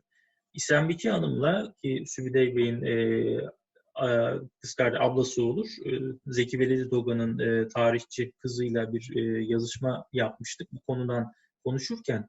Kendisi bana bir makale yolladı. O makalenin içerisindeki bir mektuptan yola çıkarak bunun aslında size bahsettiğim o sorunun cevabını burada bulabiliyoruz. Bakın, soru: Togan hakkında böylesine kapsamlı bir rapor bakanlık tarafından neden talep edilmiş olabilir? Ekim 37'de bu rapor yollanıyor. Ve Togan'ın Aralık 37'de Bonn'da İçişleri Bakanı Şükrü Kaya'ya yazdığı bir mektup var. Kaynağını göstereceğim size. Bu bir Sezai Balcı'nın bir makalesinde yayınlandı. burada arzım var, Sayın Bay arzım var diye başlıyor. Burada aslında çok ilginçtir. Bakın buradan önemli yerler okuyacağım. Hepsini çok ufak, kusura bakmayın, ben size okuyacağım buradan. Tatar kardeşlerimiz arasında muharrir Ayaz İshaki tarafından, ki şuradaki ortadaki kişidir Ayaz İshaki, idare edilen bir zümre, biz Başkurtlara karşı kan düşmeni kesilmişlerdir. Bunun yegane sebebi Başkurtların kendilerini Tatar adetmeyip bir Türk kabilesi saymalarıdır vesaire vesaire. Yani şunu görüyoruz ki 32 yılında ki o aralarındaki çekişmeler hala Almanya'da, bakın 5 sene geçmiş, hala devam ediyor. Ve bakın şurada sağ altta çok ilginç bir şey buldum. Anlatıyor. Bu zümrenin elebaşlarından Sadri Maksudi diye böyle bir cümle de var. Sadri Maksudi Arsal'da Türk Dil Kurumu'nda büyük hizmetler yapmış. Büyüğümüzdür, onu da yani söylemek gerekir. Burada şimdi ilginç bir yere geliyoruz bakın. Şimdi de Almanya'da arkamdan koşuyorlar. 35 senesinde Bonn Üniversitesi'ne gelir gelmez Ayazlar ve onların adamlarından evvela İstanbul Üniversitesi'nde profesör olan Doktor Reşit Rahmeti, ki şuradaki kişidir. Doktor Reşit Rahmeti Arat soy ismi. Berlin Üniversitesi'nde doktorasını yapmıştır. Kazan Türklerin, Tatarlarından özür dilerim. Dil bilimcidir kendisi, linguisttir. Doktor Reşit Rahmeti Berlin'e gelerek Almanlardan von Wende, ki o da bir oryantalisttir, vesaireyi bulup aleyhimde Alman hükümetine bir şeyler anlatmaya çalıştılar. Alman hükümeti de Bonn Üniversitesi'nden hakkında, bir sonraki sayfaya geçtim, malumat istedi. Üniversitede benden malumat alarak buradaki profesörlerin müdahalesiyle mesele yatıştırıldı. Yani burada görüyoruz ki Türkiye'den gelen bir heyet, yani Zeki Velidi Bey'in siyasi bir takım çekişmelerinin olduğu Türkiye'deki akademik çevredeki bir heyet hala peşini bırakmamış, hala bir şekilde çekişme devam ediyor ve Almanya'ya gelerek benim peşimi bırakmıyorlar. Burada da rahat durmadılar. Bir takım çomak soktular ve aslında anlıyoruz ki bu bahsetmiş olduğumuz bu raporlar bir bakanlığın açmış olduğu bir soruşturmanın raporları. Onu anlıyoruz. Kendisi de diyor ki ben de malumat verdim, meseleyi yatıştırdık diyor. İlginçtir. Sonunda şöyle bitiriyor. Son cümlelerin Ankara'dan gönderilmekle, bir saniye, bunlar son cümlelerini Ankara'dan göndermekle bu cümlelerin göğe Tatarların değil de Türkiye'li Türkler tarafından vaki olmuş gibi göstermek istiyorlar. Yani diyor ki bizim sanki aramızdaki eski bir çekişmeden ötürü değil de sanki Türk hükümeti beni istemiyormuş şeklinde bir vaziyet sunmaya çalışıyorlar diyor. Zeki Velidi'nin anlattığı bu. Büyük Atatürk'ün bana Büyük Atatürk ile aramızın dargın olduğu bildiklerinden bunu da istifade ederek üzerime yüklerini veriyorlar. Gereğini yapmanızı arz ederim, sığınıyorum vesaire. 21 Aralık 1937 Bonn'dan. Bunu yayınlayan da Sezai Balcı'dır. Zeki Velidi'nin Başbakanlık Cumhuriyet Arşivinde bulunan 2 Mektubu isimli çalışmasında. Yani anladık ki eski siyasi çekişme hala Almanya'da Zeki Velidi Bey'in akademik çalışmalar yaptığı dönemde peşinde bırakmamış. Şimdi ilginç bir şeyden daha bahsedeceğim. Michael Klüppe, bunu eskiden Göttingen Üniversitesi'nde akademisyen olup şimdi Çin'de profesör olan birinin çalışmasını aşağıda kaynağı görebilirsiniz. Onun bir çalışmasından buldum bunu. Zeki Velidi Bey'in ayrıca Göttingen'deki ikamet ettiği dönemde belediye arşivinde de bir takım belgeleri varmış. Onlardan yola çıkarak bir takım şeyler bulmuş. Ve orada 2 tane özgeçmişinden bahsediyor bu makalesinde Knöpel. Bir tane uzun özgeçmişi var diyor, bir de kısa özgeçmişi var diyor ve ikisinde de Türkiye'den ayrıldığı durumu farklı özetlemiş diyor. Şimdi uzun versiyonunda tarih profesörü sıfatıyla resmi olarak dayatılmış bazı tarih tezlerini savunacak durumda olmadığım için Temmuz 32'de İstanbul Üniversitesi'nin görevimi kendi isteğimle bıraktım. Öbürü kısa versiyonu, tabii bunu ben açıkçası bu belgeyi görmedim, alıntı yaparak söylüyorum. Vefat eden Cumhurbaşkanı ile aramda Türklerin ön tarihi hakkında yaşanan anlaşmazlık üzerine İstanbul'da profesörlüğümü bırakmış olmamdan dolayı Türkiye'deki iki üniversitede mensup değilim.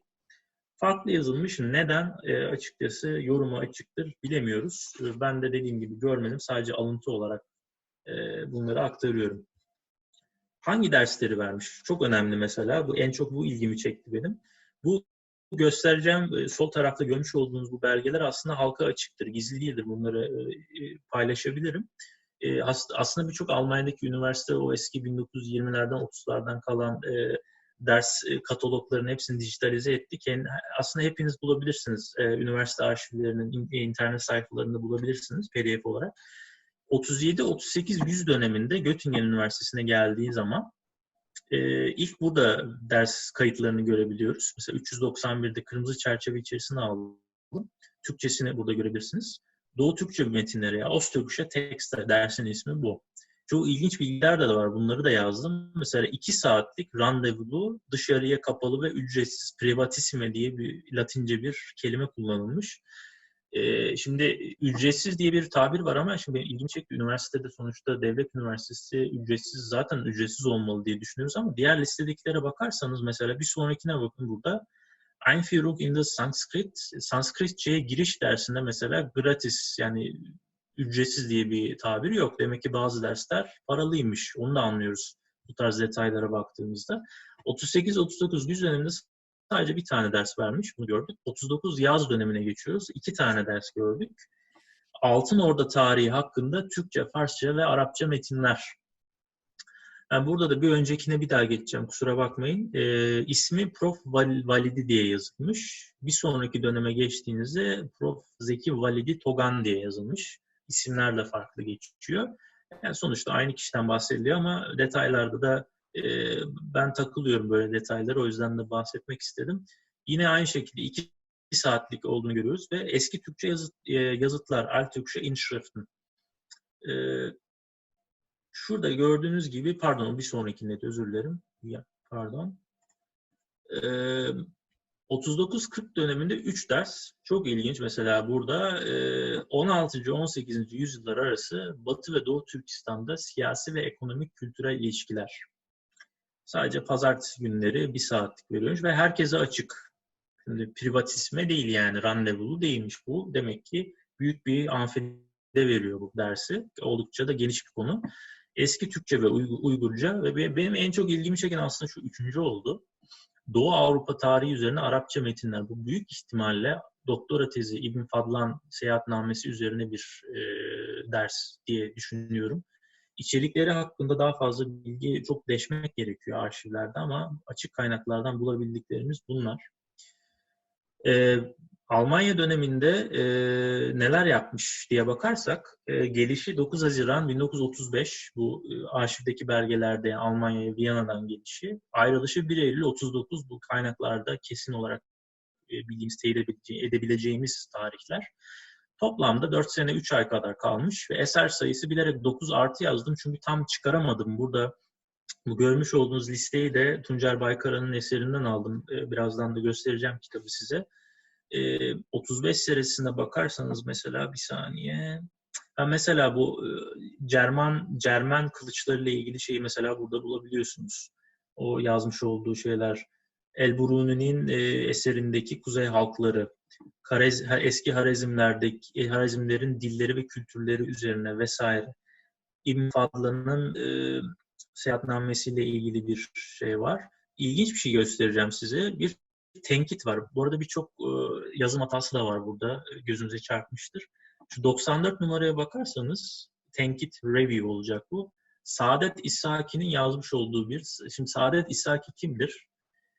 Zeki Velidi'nin Şükrü Kara'ya, İçişleri Bakanı Şükrü Kara'ya yazmış olduğu mektupta belirttiği düşmanı, yani düşmanı demeyeyim de çekişme yaşadığı Kazan Tatarlarından Ayaz İssaki'nin akademisyen kızı Saadet İssaki Berlin'de doktorasını yapmıştır. Doktora tezi bende var, buldum hatta, söyleyeyim size, şu an aklıma gelecek mi? İsimlerden türeme fiillerle ilgili, Türkçe'de isimlerden türeme fiillerle ilgili bir doktora tezi var. Yani kendisi bir dil bilimci. Yani çekişmeli olduğu bir kişinin kızının yazmış olduğu akademik bir çalışmaya tenkit yazmış. Çok ilginç mesela, bu tarz detaylar önemli. 95'e geliyoruz. Bakın burada Leipzig 39, bu artık doktora tezinin basıldığı versiyon.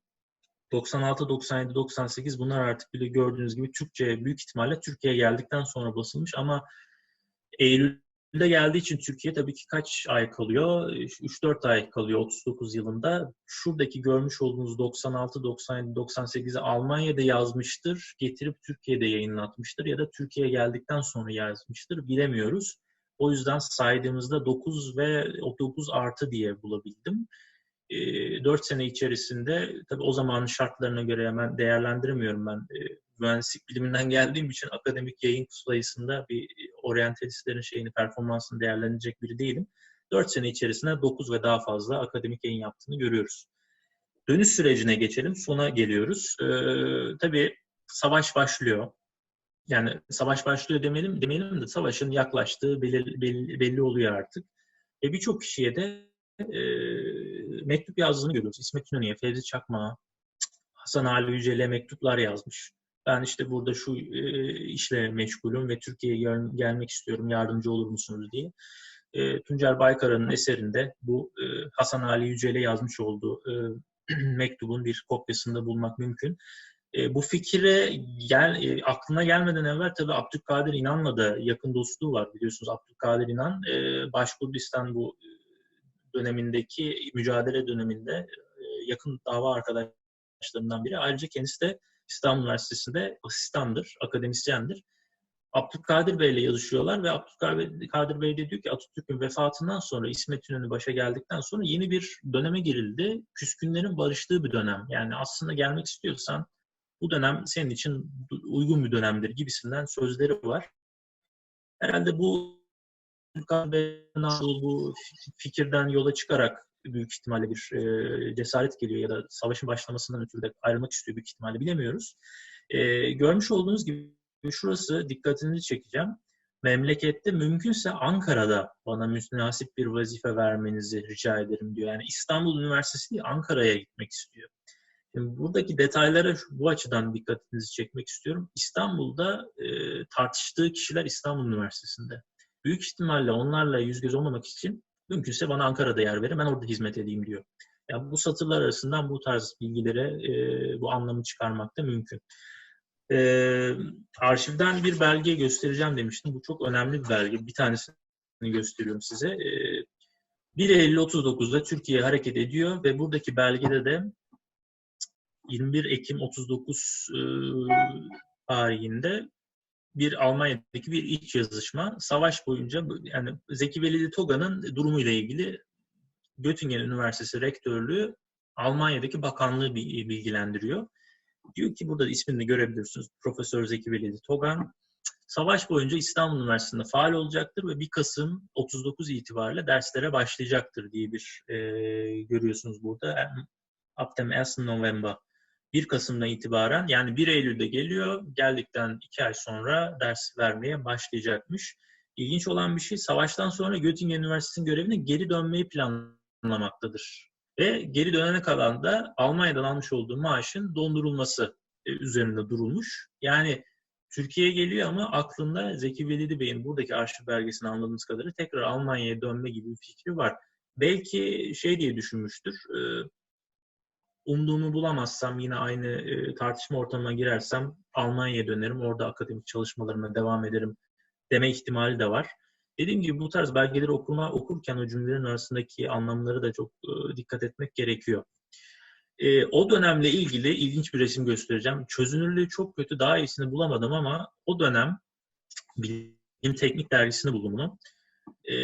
Cahit Arf'la ilgili bir yayında. O dönemde Göttingen Üniversitesi'ne marif bursuyla gönderilen birçok öğrenci var. 37, 38, 39. Ben bunların listesini de çıkardım arşivden. Bir takım kişileri tespit edebildim. Mesela Cahit Arf'ı burada görüyorsunuz. Büyük matematikçi tabii. O da İstanbul Üniversitesi'ne gelmişti. Daha sonradan profesör oluyor.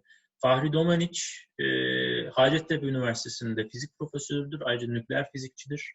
Sait Akpınar, keza İstanbul Üniversitesi Fen Fakültesi fizik profesörlüğü yapmıştır. Hanımı Raziye Akpınar da fizik profesörüdür.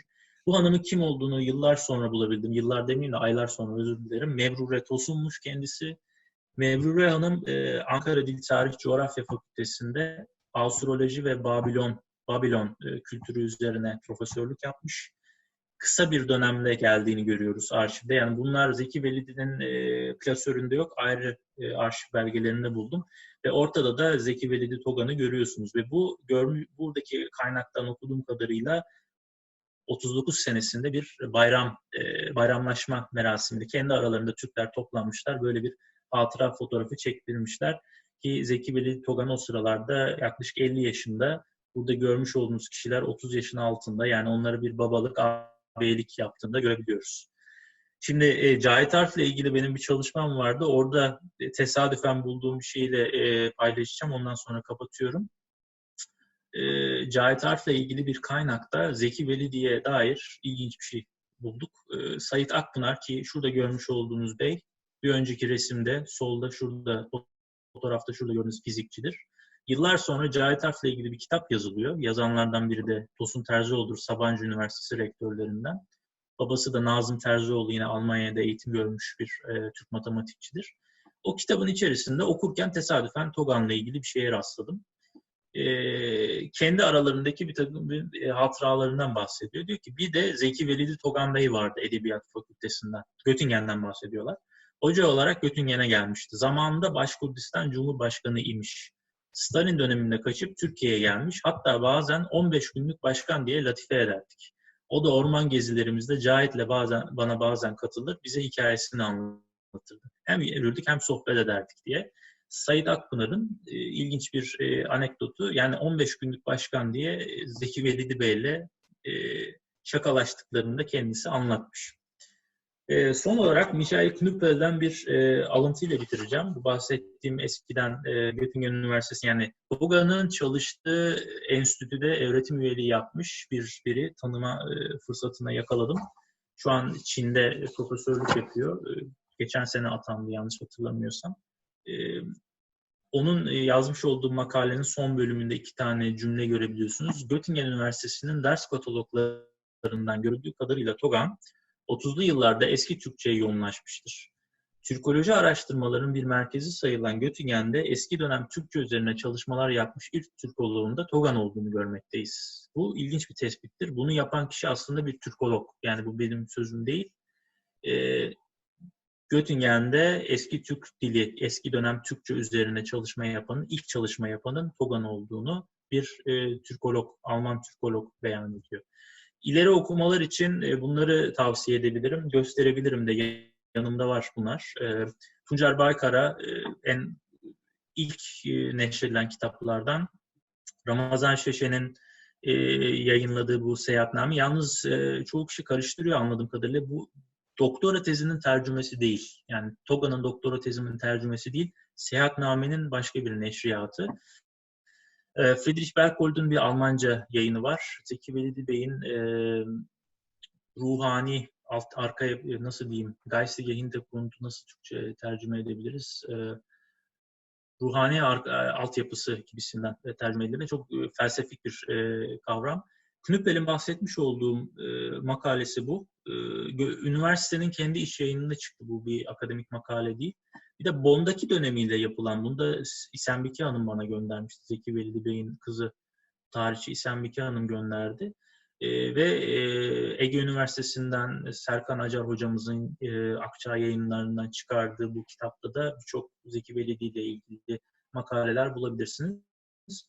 Bunlarla ilgili okumalar yaptığınızda daha da detaylı bilgilere ulaşabilirsiniz. Ama bugün size anlatmak istediğim benim esas Almanya'daki, özellikle Bonn ve Göttingen'deki dönemi ve orada arşivlerde bulmuş olduğum belgeler. Bunları da dediğim gibi şu elimde görmüş olduğunuz bir makalede neşrettim. Henüz daha yayınlamadım, özür dilerim. Makaleleştirdim.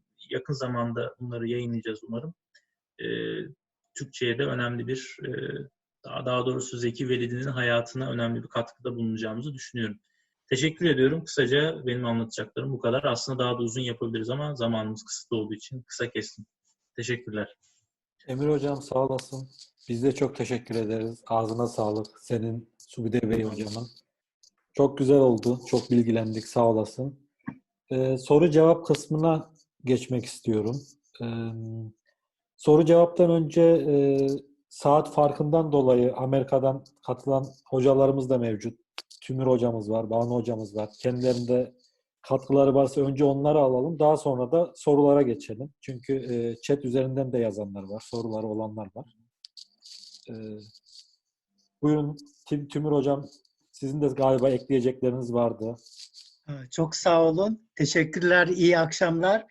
Başta Sübide'ye sevgilerimi yollarım. Epey yıllar oldu görüşmeyeli. Evet. Çok güzel. İhsan Bike hocayı göremiyorum. Katılamadılar mı? Bilmiyorum yani ben gönderdim şeyi Evet, tamam. ama belki şey yapamamıştır. Tamam. Sizi gördüm. Selamlar. Tabii Zeki Veli Togan Hoca ile benim çok anılarım var ama benden çok benim babamın anıları var. Türkistan'da. Çok ilginç anılar onlar. Tabii çok kısa başlıklarını geçeceğim. Ondan önce bir fotoğraf göstermek istiyorum. Togan Hoca ile babamı gösteren paylaşım yapabilir miyim? Ekran paylaşımı. Şurada gördüm. Şimdi paylaşım yapıyorum. Resmi görebiliyor musunuz? Biraz büyüteyim. Evet. Evet, Bu 1925'te İstanbul'da çekilmiş. Evet, 1925'te burada en sağda oturanlardan Zeki Veli Togan hocamız, ortada benim babam Osman Hoca, bunun yanında Mustafa Çokay ve Abdülkadir İnan, bakın 4 numara yazılan soldaki Abdülkadir, bir de Şahkulu, o da ayakta duran, bu 25'te. Fakat bu çok önemli bir tarih. Sanırsam tam şeyini unuttum. Zeki Veli Togan'ın da gelişi 25 değil mi Türkiye'ye?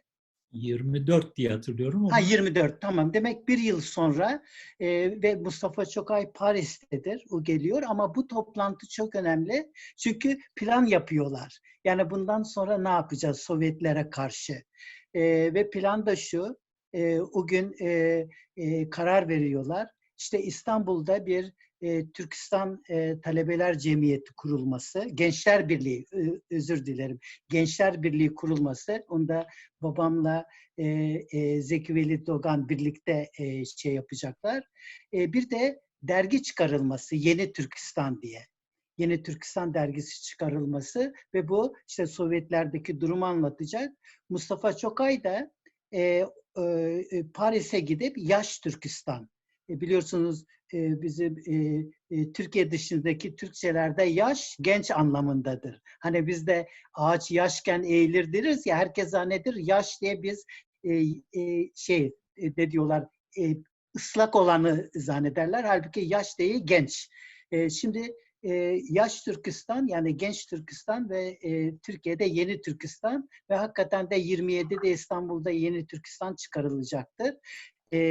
Babam bazı sayılarda babam yazı işleri müdürü, bazı sayılarda da Zeki Veli Togan.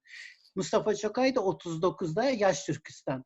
İkisi de Arap harfleriyle ama İstanbul'daki Türkiye Türkçesiyle çıkıyor Yeni Türkistan. Fakat Mustafa Çokay Paris'te Orta Til denilen, yani Orta Asya'nın Kazakça, Kırgızca, Tatarcayı birleştirecek ortak dilinde Yaş Türkistan'ı çıkarıyorlar ve 39'a kadar devam ediyor. 29'dan. Yani 10 yıl. Fakat İstanbul'daki zaman zaman kapatılıyor da. Çünkü Sovyetler Birliği de Türkiye'nin dostu. Ama 34'te tamamen kapatılıyor. Ve biliyorsunuz Zeki Veli Togan 32'de yurt dışına gitmek zorunda kalıyor. Fakat Osman Hoca'yı da Moskova'nın baskısı yüzünden 38'de Atatürk ağır hastayken, o zaman Celal Bayar hükümeti var. Bakanlar Kurulu'nun kararıyla Osman Hoca'yı şu resmi gazetede yayınlanıyor.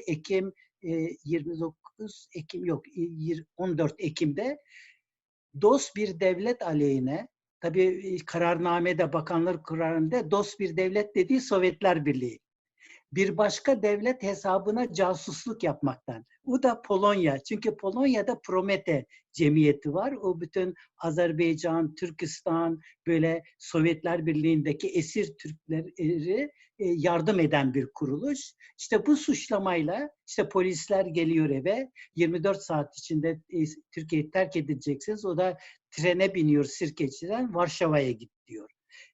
Tabii Ekim şimdi 38'de Varşova'ya gidiyor da bende o yıllara ait fazla bilgi yok.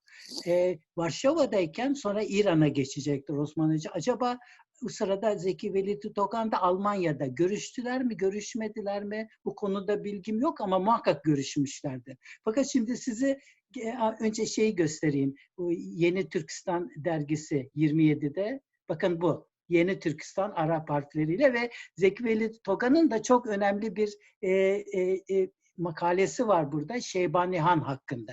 Ve sonra anlatacağım. Benim İstanbul Üniversitesi'nde ben 65'te başladım. Zeki Veli de hocamız tarih bölümündeydi. Ben Türkolojide başladım. Fakat mezuniyetim için tezimi düşünürken Zeki Veli Togan'la ben devamlı evlerine giderdim. O zaman Sübedey ya Avrupa'daydı, bir yerdeydi değil mi şey yaparken?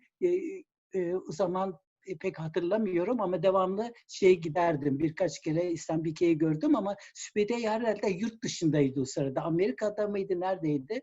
Yani 68 falan, 68. Amerika. Ha, evet.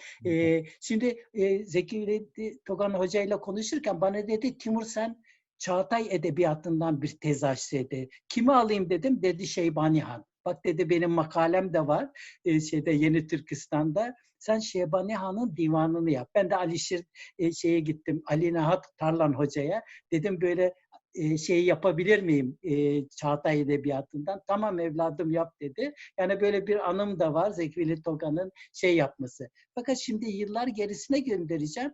Babamla Zeki Veli Togan'ın ilk tanışması, Zeki Veli Togan'ın ben hemen burada yeni şiir yapıyorum. Bakın Hatıralar kitabında bahsediyor. Şimdi geliyor burada. Evet bu. Şimdi onu paylaşayım. Zeki Togan'ın 118 numaralı Buhara ve Hive ile temaslarımız yazan hatıralarında şöyle diyor bakın. Temmuz ayı sonunda bir hadise oldu.